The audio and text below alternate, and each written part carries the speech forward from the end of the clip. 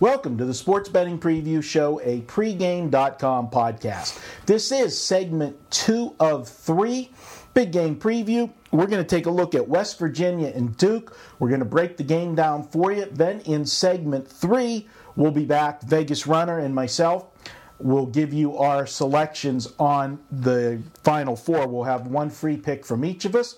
I am Marco D'Angelo, joined by Vegas Runner.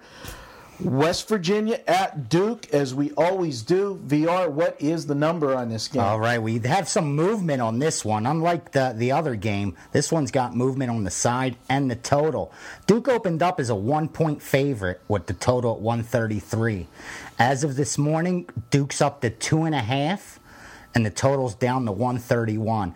I've even seen a couple threes at some offshore books, and also here in town at a couple books that I stopped at. I ended up seeing threes up on the board for Duke.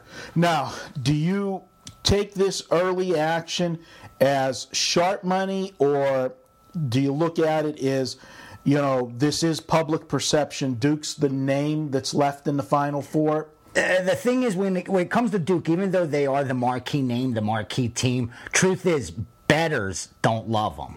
There's bad taste in my mouth, and I love Duke, and I was afraid during the season. They burned me, so I'm not going to lie.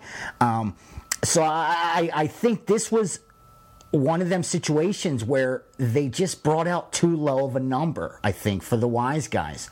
And they knew that this one's going to move in just one direction. Duke's favored. And they were able to get ahead of the market.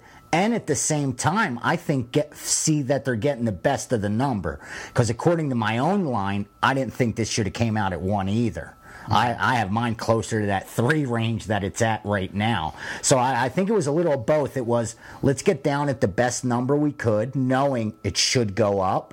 And let's get ahead of the market in case, like you said, public does fall in love with Duke, up until game time, and this does go above 3, then they have a nice middle, a nice buyback. That's what I goes up above the 3. That's what I was going to get at. That this, to me, this smells like you see a number of Duke -1. You're in a good spot.